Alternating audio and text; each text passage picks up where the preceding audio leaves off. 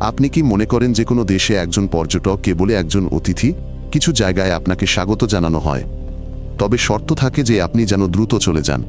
বিক্ষোভ, হুমকি, গ্রাফিতি, রাষ্ট্রীয় পর্যায়ে পর্যটন বিরোধী প্রচারণা, এই সবই এখন বাস্তবতা। এই দেশগুলোতে আপনি শুধু অনাকাঙ্ক্ষিত নন, আপনি সেখানে এক চাপিয়ে দেওয়া বাইরের জগতের প্রতিকজা তাদের জীবনযাত্রায় ব্যাঘাত ঘটায়। এখানে আপনাকে হাসি বা ভ্রমণের সুযোগ দিয়ে স্বাগত জানানো হবে না। এখানে আপনি এক বিরক্তিকর উপদ্রবজা তাদের চিরাচরিত জীবনযাপন ধ্বংস করে দেয়। আর এই বিষয়টা যেখানে বিশেষভাবে স্পষ্ট, বার্সেলোনার দেওয়ালে মেট্রো দোকানে এখন তাপাসের বদলে পর্যটকরা বাড়ি যাও, এই হুমকি পর্যটকদের অভ্যর্থনা। 10 বছর আগের পারিবারিক পাড়াগুলো এখন দ্বিগুণ ভাড়ার এয়ারবিএনবি ফ্ল্যাট। অধিবাসীরা মিছিল বা অবরোধ ক্যামেরায় রং ছুঁড়ে প্রতিবাদ করছে। কর্তৃপক্ষ জানায় পর্যটন শহর ধ্বংস করছে, তাই আবাসন ভাড়ায় বিধিনিষেধ ও কোটা। 2023 এর পর্যটন পাড়া নষ্ট করছে। অভিয়ান বার্সেলোনা ছাড়িয়ে পালমা দে মাইয়োর্কাতেও ছড়ায়। আর বিরক্তি নয়, প্রকাশ্য শত্রুতা। স্থানীয়রা কোলাহলা আবর্জনা জনাকীর্ণ রাস্তায় অতিষ্ঠ। তাদের কাছে তুমি আর পর্যটক নও সমস্যার মূল কারণ।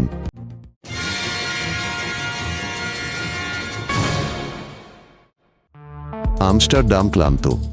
2023 কর্তৃপক্ষ ক্লাব মাদক ও যৌন পর্যটকদের জন্য দূরে থাকুন অভিযান শুরু করে। ফ্লাইট অনুসন্ধানে অনলাইনে আসলে জরিমানা ভিডিওতে দেখা যায়। রেড লাইট ডিস্ট্রিক্টের সময় কমানো, রাস্তায় ধূমপান নিষিদ্ধ। ডজন খানেক হোটেল ও হোস্টেল বন্ধ হচ্ছে। স্থানীয়রা রাতের গোলমাল আবর্জনা ঝগড়া নিয়ে ঘন ঘন অভিযোগ করছে। আগে সইত এখন তাড়াচ্ছে। কিছু দোকান পর্যটকদের প্রবেশে বিধিনিষেধ এনেছে। জনপ্রিয় এলাকাগুলোতে পুলিশি টহল বাড়ানো হয়েছে। কর্তৃপক্ষ স্বীকার করেছে শহর নিজস্বতা হারাচ্ছে। এখানে পর্যটক কোনো নায়ক নয়, বরং সমস্যার উৎস। জাপান বহুদিন সহ্য করেছে, কিন্তু কিয়োটো আর পারল না।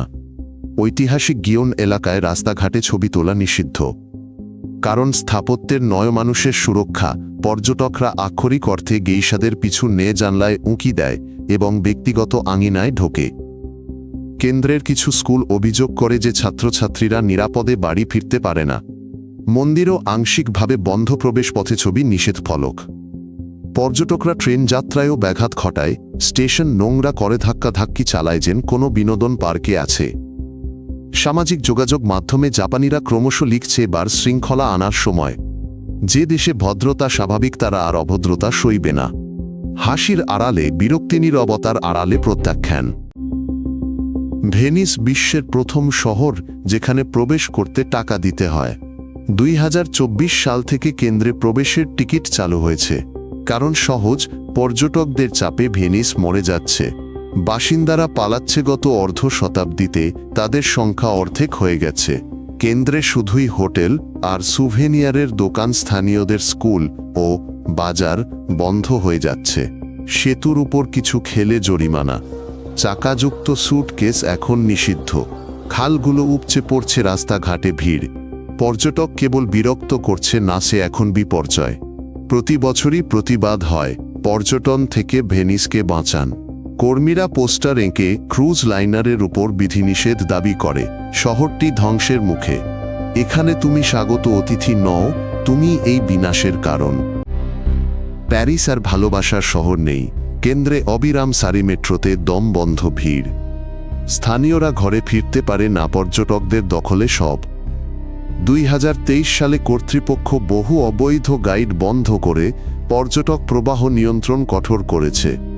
মোমার্ত্রের মতো এলাকাগুলো এখন অনিরাপদ। স্থানীয়রা পথচারীদের উপর ক্ষোভ ঝাড়ছে। ভিডিও ধারণ, কোলাহলপূর্ণ দল, ট্যুরিস্ট ট্রেন, সবই বিরক্তিকর। পুলিশ রাত দিন এলাকাগুলো টহল দেয়। ক্যাফেতে শেফরা ইংরেজি শুনে ছুরি ছোঁড়ে। এ শুধু মিথ নয়, খবরেও ঘটেছে। প্যারিস ক্লান্ত। আর যখন তুমি সেন নদীর পাশে ক্রোয়াশার স্বপ্ন দেখছো, স্থানীয়রা চায় তুমি যেন না আসো। একসময় থাইল্যান্ডকে হাসির দেশ বলা হলেও এখন সেখানে প্রায়শই হুমকির কথা শোনা যায়। মহামারীর পর কর্তৃপক্ষ সচেতন পর্যটন অভিযান শুরু করেছে, ধনী ও শান্ত ভ্রমণকারীদের উপর জোর দিয়ে। অর্থাৎ দরিদ্র ও কোলাহলপূর্ণ পর্যটকরা অনাকাঙ্ক্ষিত।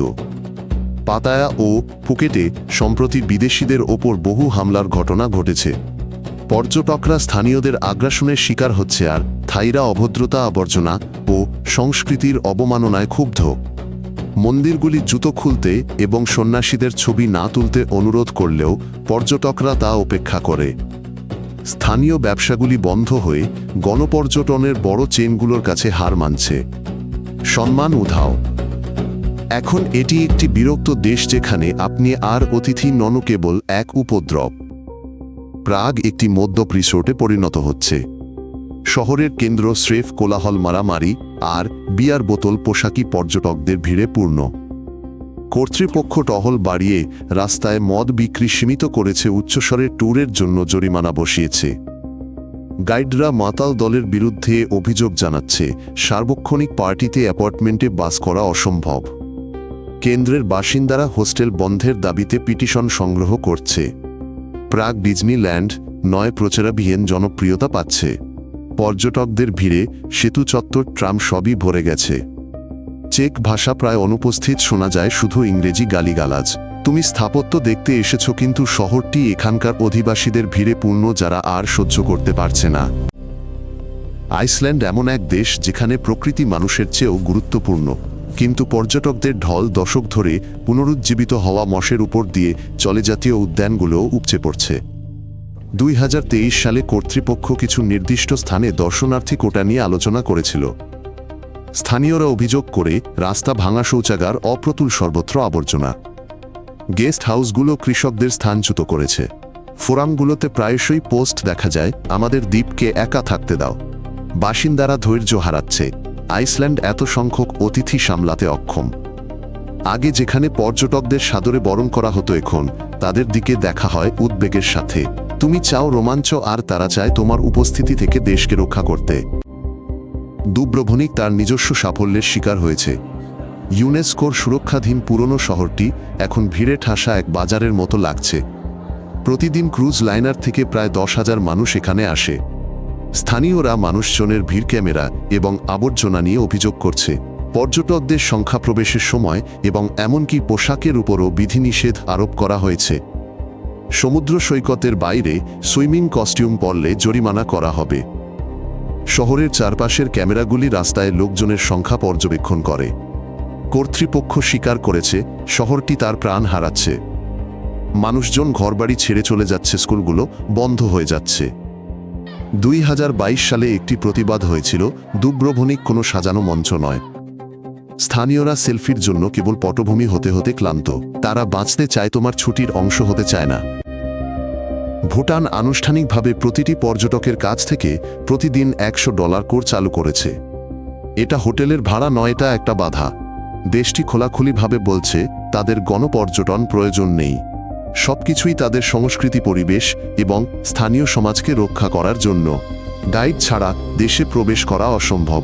এখানে স্বতন্ত্র ভ্রমণকারীদের স্বাগত জানানো হয় না। ভিসা শুধুমাত্র অনুমোদিত এজেন্সির মাধ্যমে। ভুটানিরা গর্বিত যে তারা পর্যটকদের অর্থের জন্য নিজেদের বিক্রি করেনি। তারা দেখেছে কিভাবে এটি অন্যান্য দেশকে ধ্বংস করে, এবং তারা একটি পছন্দ করেছে। এখানে পর্যটক কাঙ্ক্ষিত নয়, সে ভারসাম্যের জন্য হুমকি।